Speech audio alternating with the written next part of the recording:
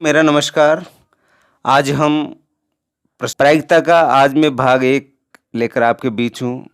प्रायिकता जो हमारी प्रश्नावली है, यह प्रश्नावली ये मान के चलिए आप कि बहुत सीधी प्रश्नावली है।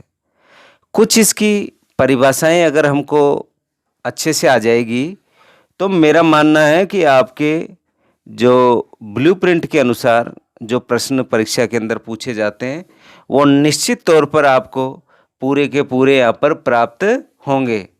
अब इस प्रश्नावली के अंदर जो प्रश्न बनते हैं और जो हमारे माध्यमिक शिक्षा बोर्ड के द्वारा जो प्रश्न पूछे जाते हैं, वो 4 अंक के होते हैं। कितने अंक के? 4 अंक के होते हैं। यहाँ पर एक प्रश्न तो आपका 1 अंक का होगा और एक प्रश्न आपका जो होगा वो 3 अंक का होगा और ऐसे करके कुल 4 अंक की ये आपकी प्रश्नमाला है, प्रश्नावली है। और अगर आपने इसकी जो परिभाषाएँ हैं, इसकी परिभाषाएँ और कुछ इसकी जो महत्वपूर्ण इम्पोर्टेंट जो लाइनें हैं और जो प्रश्नों से संबंधित, जैसे हम फेस कार्ड की बात करेंगे, जैसे हम पासे की बात करेंगे, जैसे हम और भी कई तरह की जैसे सिक्के की बात करेंगे हम, जैसे कोई थैले में गेंदों की बात करेंगे हम। अगर वो कंसेप्ट आपके अच्छे से क्लियर हैं, तो कोई सा भी सवाल अगर आपसे आपकी परीक्षा में पूछा जाएगा, तो निश्चित तौर पर आप 4 के 4 अंक आप प्राप्त करोगे, ऐसा मेरा मानना है। क्यों? जिस प्रश्नावली में जो छोटे प्रश्न आते हैं, उसी प्रश्नावली को हमको बिल्कुल उसकी परिभाषा तक को हमको अच्छे से क्लियर करना है। क्योंकि कई बार परिभाषाएँ भी पूछ ली जाती है, कई बार ये पूछ लिया जाता है कि प्रायिकता किसे कहते हैं, उसकी डेफिनेशन बताइए। यानी डेफिनेशन आपको प्रायिकता की वहाँ पर लिखनी होती है। तो प्यारे विद्यार्थियों, इस प्रश्नावली को आज हम प्रारंभ कर रहे हैं। आप इस प्रश्नावली को बिल्कुल जीरो से समझते हुए और चलेंगे, तो निश्चित तौर पर मेरा मानना है कि आपकी इस प्रश्नावली के सवाल हो, चाहे इस प्रश्नावली के एग्जाम्पल्स हो और किसी भी तरह के प्रश्न अगर बन के भी परीक्षा में आते हैं, तो आप निश्चित तौर पर उन प्रश्नों को बहुत सरलता से और बहुत कम समय में, ये सबसे कम समय में हल होने वाली प्रश्नावली है और अंक 4 है। तो आप इसको समझते हुए चलें। तो हम प्रारंभ करते हैं ये प्रश्नावली। और प्रश्नावली की, जैसा कि प्रश्नावली का नाम है प्रायिकता, तो हमें इसकी परिभाषा आनी चाहिए। जैसा कि प्रश्नावली का नाम प्रायिकता है, इसका मैंने कहा आपसे अभी कि इसकी परिभाषा आपको आनी चाहिए। तो इसकी परिभाषा है, जब किसी घटना के घटित होने की संभावना संख्यात्मक रूप में व्यक्त की जाती है। जैसे आपने कोई सिक्का उछाला, तो या तो हेड आएगा, ये क्या आएगा, टेल आएगा। उसको हम नंबर सिस्टम में उसको जब प्रदर्शित कर रहे हैं, तो यानी जिसको हम संख्यात्मक रूप में क्या कर रहे हैं, प्रदर्शित कर रहे हैं या संख्यात्मक रूप में उसको व्यक्त कर रहे हैं, तो उसे क्या कहते हैं, प्रायिकता कहते हैं। ये हमारी बहुत छोटी सी परिभाषा है। यानी किसी घटना के घटित होने की संभावना को संख्यात्मक रूप में व्यक्त जब हम करते हैं या व्यक्त की जाती है, तो उसे प्रायिकता कहते हैं। अभी जब सवाल लेंगे तो वहाँ पर ये बात और आपको अच्छे से क्लियर हो जाएगी।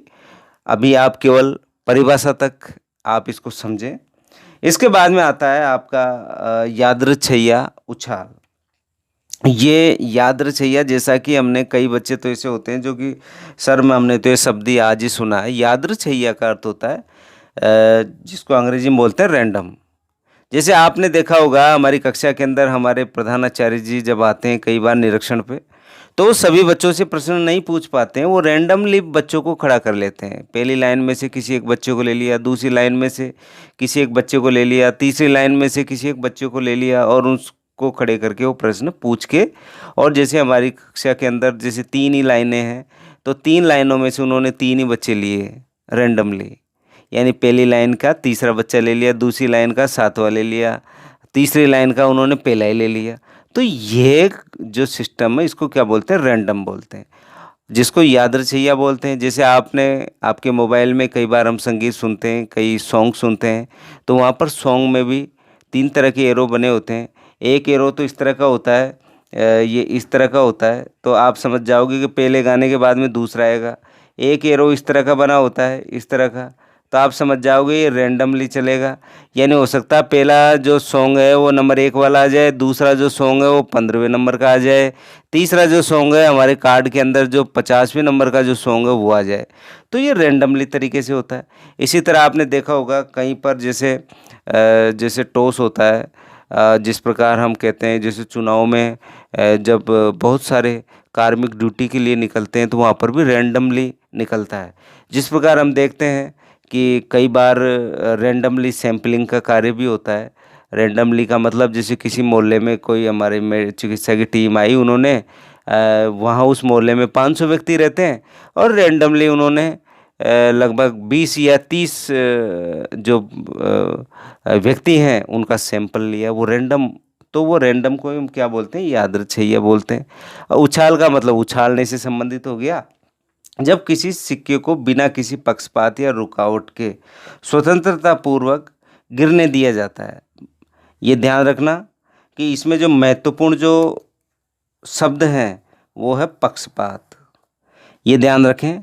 जैसे आपने देखा होगा कि जब सिक्का उछाला जाता है, जब मैच प्रारंभ होता है तो सिक्का कौन सी जगह उछाला जाता है, पिच पे। क्यों उछाला जाता है? पिच के अलावा जो मैदान होता है, प्लेग्राउंड होता है, वो प्लेग्राउंड में घास भी हो सकती है, मिट्टी भी हो सकती है। तो जैसे अगर आपने मिट्टी में उछाल दिया तो जैसे सिक्का आपने ऊपर उछाला, अब जब सिक्का नीचे गिरता है तो अगर प्लेन सतह नहीं है तो वो सिक्का क्या होगा, मिट्टी में ऐसे सीधा खड़ा भी हो सकता है। अब सीधा जब खड़ा होगा तो आप कौन सी टीम को विजयी घोषित करोगे कि आपने टॉस जीता है? आप नहीं कर सकते। आपने क्या एक बार सिक्का उछाल लिया, बीच में उसको पकड़ लिया, फिर उसको छोड़ दिया, तो आपने क्या कर दिया, पक्षपात कर दिया। तो यानी पक्षपात या रुकावट के स्वतंत्रतापूर्वक गिरने दिया जाता है, यानी आपके पक्षपात या रुकावट नहीं होनी चाहिए। और उसको स्वतंत्रतापूर्वक जब हम नीचे गिरने दिया जाता है तो उसे यादृच्छिक क्या कहते हैं, उछाल कहते हैं। इसी तरह हम देखते हैं जब हम बचपने में होते हैं तो वहाँ पर आप देखते हो कि कोई वस्तु हमारे खाने पीने की जब हमारे पापा या मम्मी जब मार्केट से लाती हैं तो हम देखते हैं छोटे बच्चे होते हैं वो आम के बड़े शौकीन होते हैं। अब थैले में आम रखा हुआ तो वो छोटा भाई उस थैले के अंदर हाथ देता है और हाथ देकर वो अंदर से उसको क्या कर लेता है, देखता है, चेक करता है अंदर ही अंदर कि बड़ा वाला कौन सा है और उसको लेने की कोशिश करता है। तो तो वो बड़े वाले आम को निकाल लेता है ढूंढ के अंदर से थैले में हाथ देके, तो वो क्या हो गया, पक्षपात हो गया।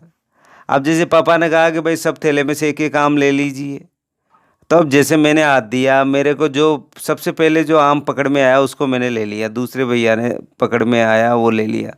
इस तरीके से अगर आप निकालते हो तो वो बिना पक्षपात, यानी किसी पक्षपात या रुकावट के बिना आप स्वतंत्रतापूर्वक, जिस प्रकार हमने सिक्के की बात की थी उसी प्रकार हमने उसको निकालने की बात की है।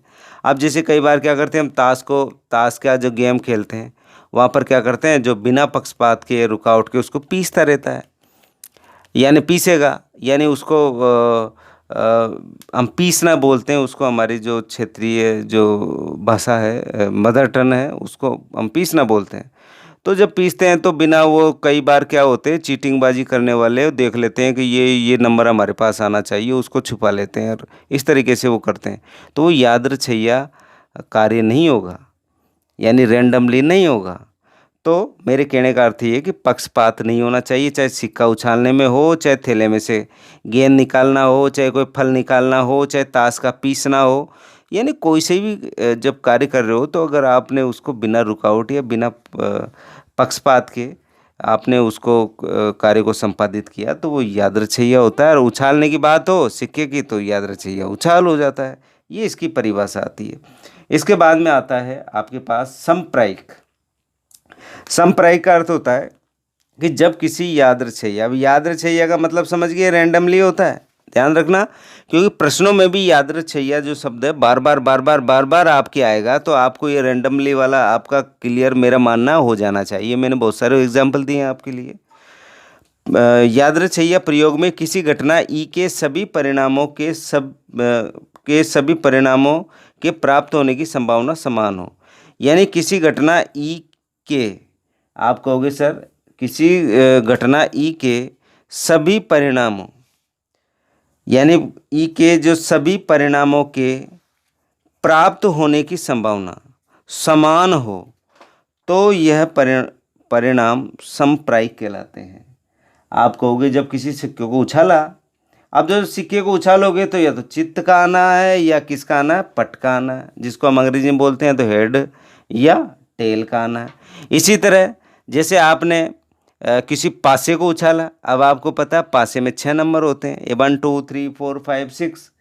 तो आप कहोगे सर जो पासे में जो 6 अंक जो अंकित है, भाई वही तो अंक आपको प्राप्त होंगे, उसके अलावा थोड़ी प्राप्त होंगे। अब जैसे पापा थैले में आम लाए तो थैले में से आम ही तो निकलेगा और दूसरा फल थोड़ी निकलेगा। इसी तरह मैंने आपके लिए 3 एग्जाम्पल दिए समप्रायिक के। आप सिक्के को जब उछालोगे तो या तो क्या आएगा, आप कहोगे सर या तो हेड आएगा, या क्या आएगा, टेल आएगा, जिसको हम हिंदी में चित्त और पट बोलते हैं। जब पासे को जब उछालते हैं तो पासे पे जो अंकित अंक होते हैं, पासे का जब आगे कंसेप्ट आएगा तो एक एक बात हम समझेंगे पासे की, लेकिन आप इतना सा समझें कि पासे पे जैसे 1 2 3 4 5 6 अंक लिखे हुए हैं, तो जैसे उछालेंगे तो एक ही तो अंक हमको देखने को मिलेगा और बाकी अंक कोई साइड में, कोई बगल में, कोई नीचे, इस तरीके से होगा। तो यह जो परिभाषा बनती है, ये किसकी परिभाषा है, समप्रायिक की परिभाषा है। इसके बाद में आता है अभिप्रयोग एवं घटना। अभिप्रयोग और घटना दोनों अलग अलग शब्द हैं। देखो, किसी भी संदर्भ का कोई प्रयोग जिसका कई संभावित परिणामों से एक परिणाम अवश्य प्राप्त होता है। कितने परिणाम, एक परिणाम तो अवश्य प्राप्त होता है, एक अभिप्रयोग कहलाता है। यानी किसी भी जो आप कोई भी प्रयोग कर रहे हो, उस प्रयोग के अंदर कई संभावित परिणामों से कई संभावित परिणामों का अर्थ क्या हो गया, आप कहोगे सर कि कई संभावित जो इसका परिणाम होता है वो इस तरीके से है, जैसे कि एक सिक्के को हमने उछाला। अब आप कहोगे सर जब सिक्के को उछालते हैं या उछालना क्या कहलाता है, अभिप्रयोग कहलाता है। अब आगे इसने लिखा है इसके संभावित परिणाम क्या कहलाती है, घटनाएं कहलाती है।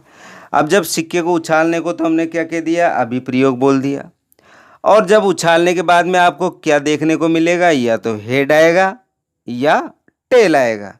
तो इसके संभावित परिणाम क्या कहलाती है, घटनाएं कहलाती है। क्या कहलाती है, घटनाएं कहलाती है। अब आती है अगली जो डेफिनेशन है, पूरक घटनाएं। यहाँ से प्रश्न पूछ लिया जाता है 1 अंक का। इस डेफिनेशन को आप अच्छे से देखें। यदि किसी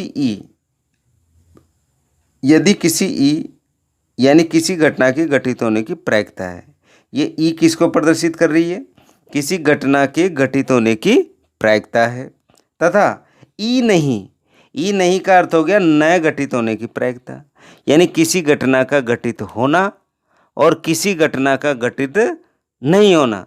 तो होने को तो ई से प्रदर्शित किया और नहीं होने को क्या लिखा हमने, ई नहीं।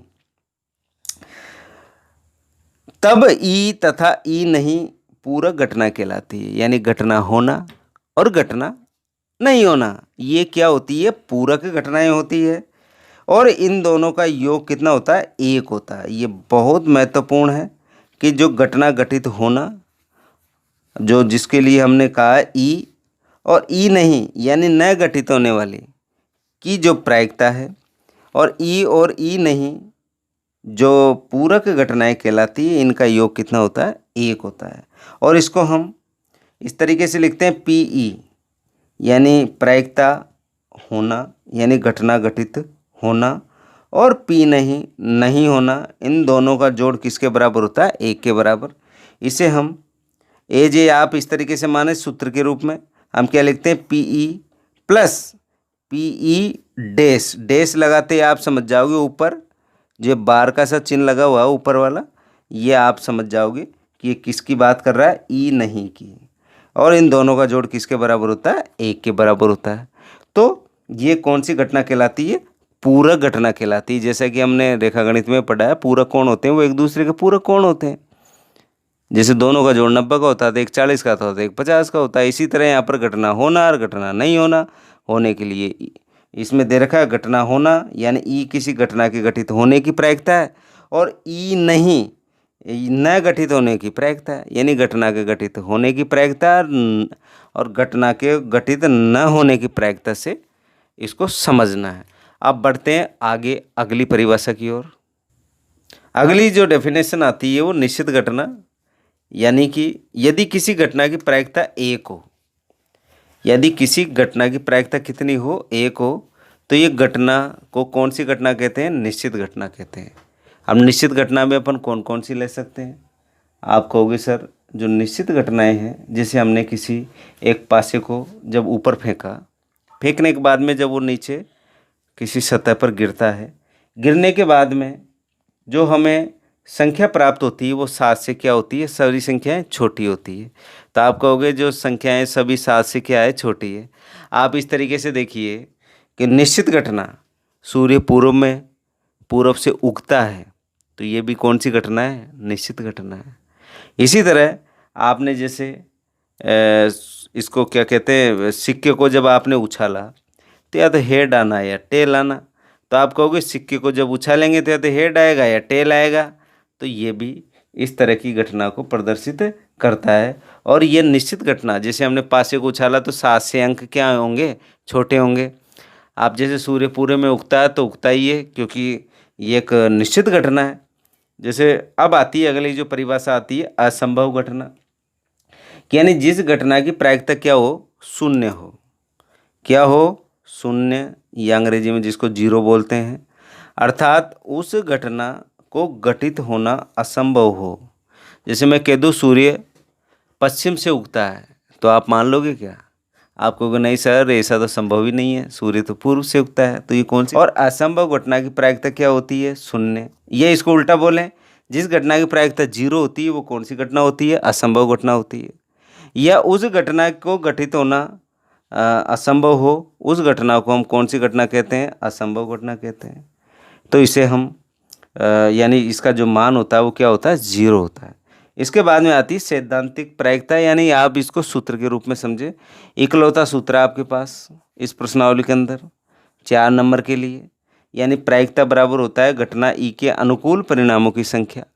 अनुकूल परिणाम, जैसे आपने क्या किया, एक सिक्के को उछाला। अब उछालते आप कहोगे सर या तो हेड आएगा या टेल आ गया। अब टेल आ गया तो अनुकूल परिणाम क्या हो गया? टेल हो गया। अब नीचे दे रखा प्रयोग के सभी परिणामों की संख्या। प्रयोग में क्या होगा? सभी हेड और टेल। तो पहले जब सिक्का उछाला, जब आपके पास टेल आया, और प्रयोग के सभी परिणामों की संख्या कितनी होगी? 2, क्योंकि या तो हेड होगा या टेल। ये तो हो गई आपके पास अनुकूल परिणाम, टेल आ गया हमारे पास। और कुल परिणाम कितने हो गए? आप कहोगे सर 2 हो गए, हेड और टेल। तो ये इकलौता हमारे पास सूत्र है। कुछ इसके महत्वपूर्ण बिंदु हैं। पहला है, किसी घटना ए के लिए जो प्रायिकता है, प्रायिकता का मान 0 भी हो सकता है, क्योंकि बराबर का चिन्ह है। 0 भी हो सकता है, और क्या है? 0 से बड़ा, यानी 0 से शुरू हो रहा है, 0 भी हो सकता है, और 0 से क्या होगा? बड़ा होगा। फिर देखिए ये 1 के बराबर, यानी पी ए का मान या तो 1 के बराबर भी हो सकता है और 1 से क्या होगा? छोटा।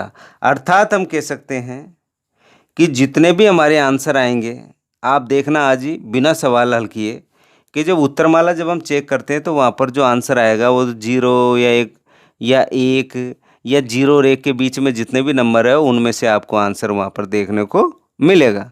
यानी जितने भी आंसर आपको यहाँ पर देखने को मिलेंगे वो 0 या 1 के बीच के होंगे, या तो 0 होगा या 1 होगा, ये क्या होगा? 0 और 1 के मध्य। यही महत्वपूर्ण बिंदु नंबर 1 आपसे कह रहा है। ये बात हमको बिल्कुल विशेष ध्यान रखनी है।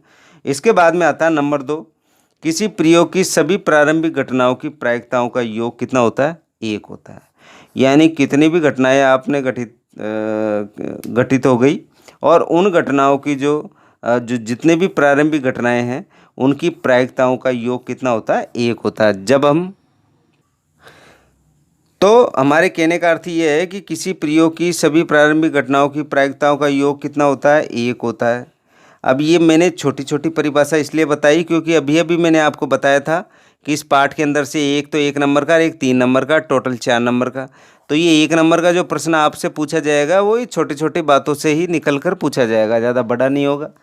और अगर आपने इस तरीके से इसको तैयार किया, एक एक परिभाषाओं को बिल्कुल समझते हुए अगर आप आगे बढ़े तो निश्चित तौर पर आपके प्रश्न गलत नहीं होंगे। अब आगे बढ़ते हैं।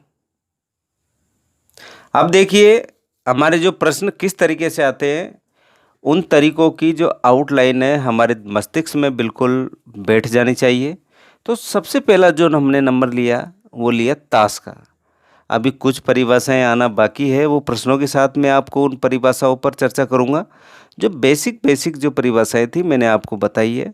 अब चलते हैं हम ताश की ओर। ताश आपने देखा होगा गली मोहल्लों में, कई गाँव में, कई चौराहों पर आपको ताश खेलते हुए कई व्यक्ति आपको दिखते होंगे और आपकी भी ये इच्छा होती होगी किस प्रकार खेलते हैं। कई बार हम खड़े होकर उनको देखने भी लग जाते हैं।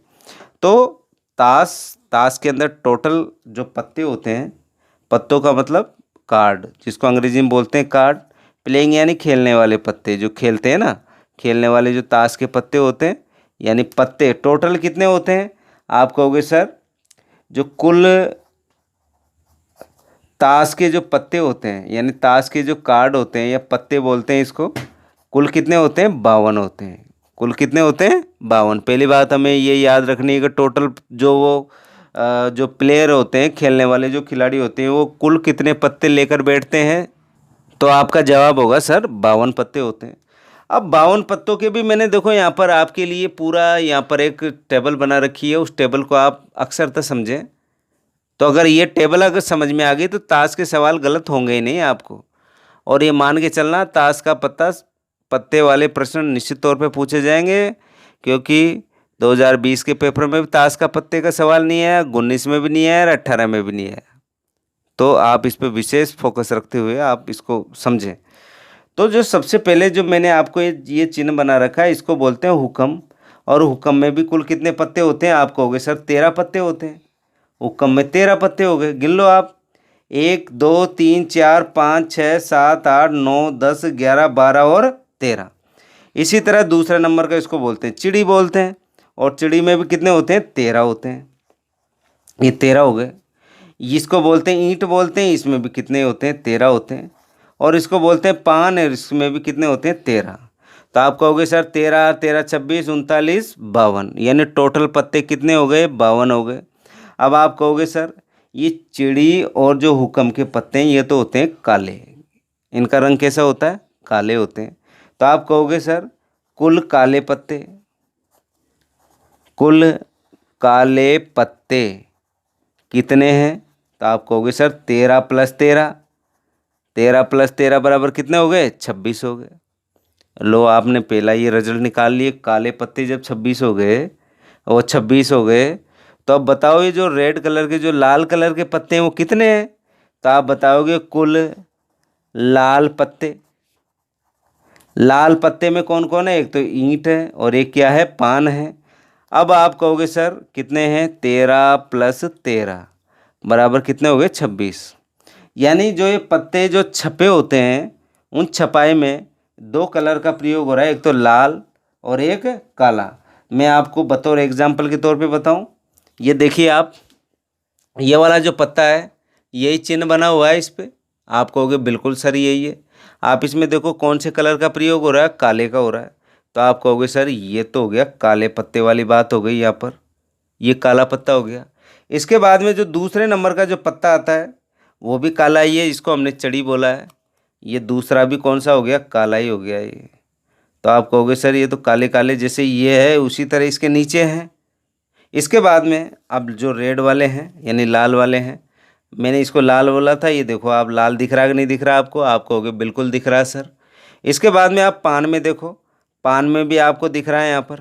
आप कहोगे सर बिल्कुल हमें जो कलर है वो बिल्कुल समझ में आ गया कि देखिए यहाँ पर ये ब्लैक में था, यहाँ पर कौन सा था? रेड में था। इसी तरह ऐसा नहीं है कि एक ही पत्ता, ये दूसरा देखो, ये रेड वाली, ये ब्लैक वाला, ये ब्लैक वाला और ये रेड वाला। हुआ कि नहीं हुआ? इसी तरह अगर मैं तीसरे पत्ते की भी और रख दूं आपके लिए, यहाँ पर तीसरा पत्ता और रख दूं, तो आप कहोगे सर ये देखो तीसरा पत्ता भी रेड है, यहाँ पर भी रेड है, यहाँ पर भी ब्लैक है, यहाँ पर भी ब्लैक है। अब आप कहोगे सर कि जो आपने जो पत्ते रख दिए, ये पत्ते ऐसे हैं जिनमें शक्ल भी दिख रही है, हमको दिख रही है ना। आप कहोगे सर ये बादशाह है, ये बेगम है और ये क्या है, गुलाम है। ठीक है, यहाँ पर भी बादशाह बेगम गुलाम, बादशाह बेगम गुलाम, बादशाह बेगम और गुलाम।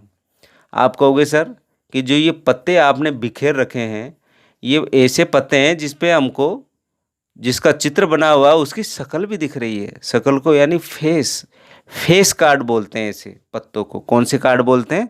फेस कार्ड बोलते हैं, जिसमें कि आपको फेस का अर्थ हो गया चेहरा, आपको चेहरा दिख रहा है इन पत्तों के अंदर।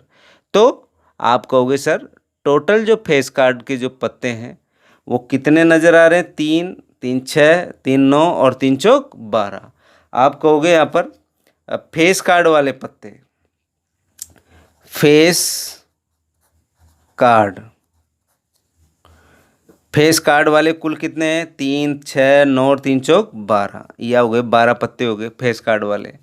अब फेस कार्ड में भी अगर अपन इसका बंटवारा कर दे लाल और काले का, तो लाल फेस कार्ड वाले कितने हो गए? आप कहोगे सर 3 और 3 6। और ब्लैक में कितने हो गए? आप कहोगे सर 3 और 3 6। अब वो कहे कि बताइए फेस कार्ड वाले बादशाह कुल कितने हैं? तो आप बताओगे सर फेस कार्ड वाले बादशाह कुल कितने हैं? 4 है। चलो ये तो बादशाह वाली बात की। अब हम बात कर लेते हैं फेस कार्ड वाली बेगम की। ये देखो एक बेगम, ये दूसरी बेगम आ गई आपकी, ये तीसरी बेगम आ गई आपकी, और ये कौन सी बेगम आ गई? आपकी चौथी बेगम आ गई। तो यहाँ पर भी फेस कार्ड वाली जो बेगमें आपको दिख रही है यानी चित्र वाली, तो वो टोटल कितनी है? 4। दो क्या है? रेड है। 2 क्या है? आप कहोगे सर काली है। तो इस तरीके से हम यहाँ पर ये फेस कार्ड वाला कंसेप्ट हमारा क्लियर हो गया।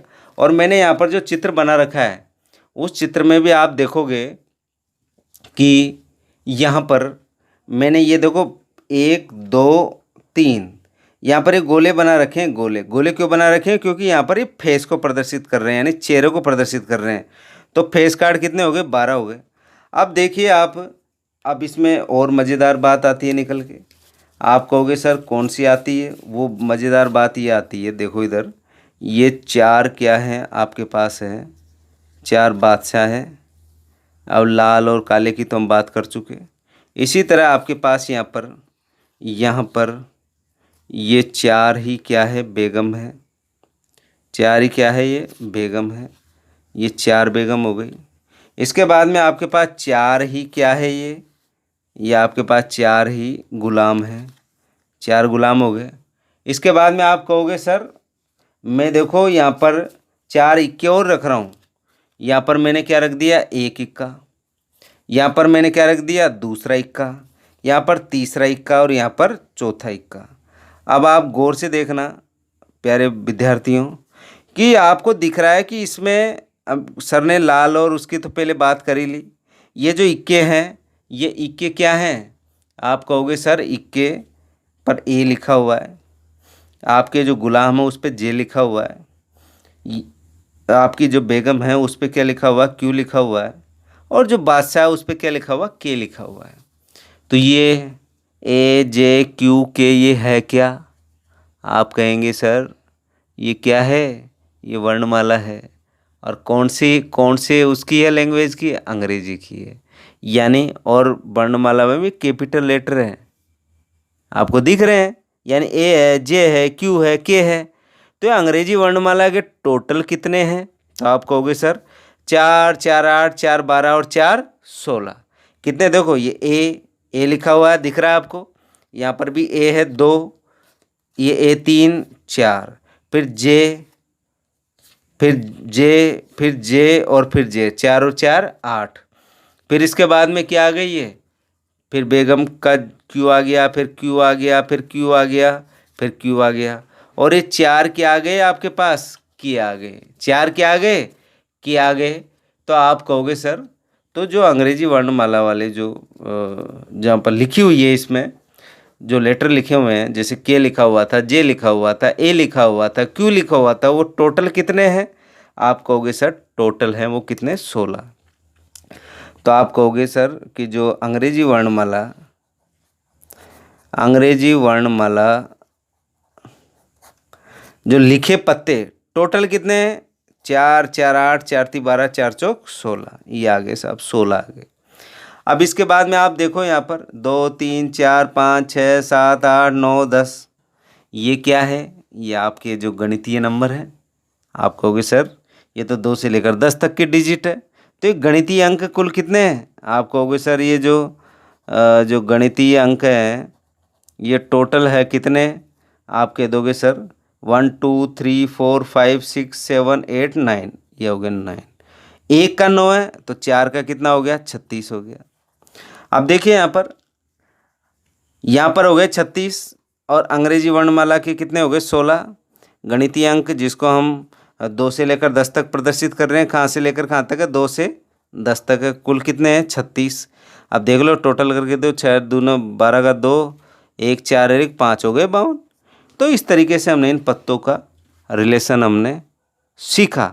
अब प्रश्न कैसे पूछता है? वो प्रश्न पूछता है कि किसी ताश की गड्डी को हमने अच्छी तरह फेंटा और एक पत्ता हमने वहाँ से निकाला, तो बताइए हुक्म के किंग आने की क्या प्रायिकता होगी? यानी किंग का अर्थ क्या हो गया? बादशाह। अब आप कहोगे सर इन 52 पत्तों में एक ही तो बादशाह है, तो अनुकूल परिणाम तो एक ही आएगा, और कुल परिणाम कितने हैं? 52 है। तो इसका आंसर अभी मैंने आपको सूत्र लिखाया था, प्रायिकता बराबर अनुकूल परिणाम बटा कुल परिणाम। अनुकूल परिणाम एक बादशाह तो एक ही आएगा, कुल परिणाम आपके पास कितने हैं? 52 हैं। तो आप इस तरीके से ये जो आपकी जो ताश की जो गड्डी है, यानी जो ताश का जो जिसको हम बोलते हैं कार्ड, प्लेइंग कार्ड बोलते हैं, उसको यहाँ पर हमने बिल्कुल बारीकी से उसको समझा। आगे बढ़ते हैं। आज के लिए हमारा जो ये टॉपिक का जो हमारा जो पहला भाग है प्रायिकता का, वो यहीं पूर्ण होता है। आप सभी विद्यार्थी इस मेरे चैनल को लाइक सब्सक्राइब ज़रूर कर लें और अपने जो साथी विद्यार्थी हैं उनको सभी को शेयर करें, जिससे कि वो इस टॉपिक का यानी गणित का वो निरंतर अध्ययन कर सके। और प्यारे विद्यार्थियों, आप निरंतर अध्ययन करते रहें। आप ये कतई नहीं समझे कि हमारा लॉकडाउन वाला पीरियड है। आप ये समझे कि वास्तव में हमारी विद्यालय चल रहा है। आपको निश्चित तौर पर लाभ होगा, ऐसा मेरा मानना है। जब आप विद्यालय जाओगे, जब हमारे सर पढ़ाएंगे तो हम वहाँ पर रिवीजन कर पाएंगे और निश्चित तौर पर आप गणित को बहुत अच्छे तरीके से सीख पाओगे, ऐसा मेरा मानना है। आज के लिए इतना ही। Thank you.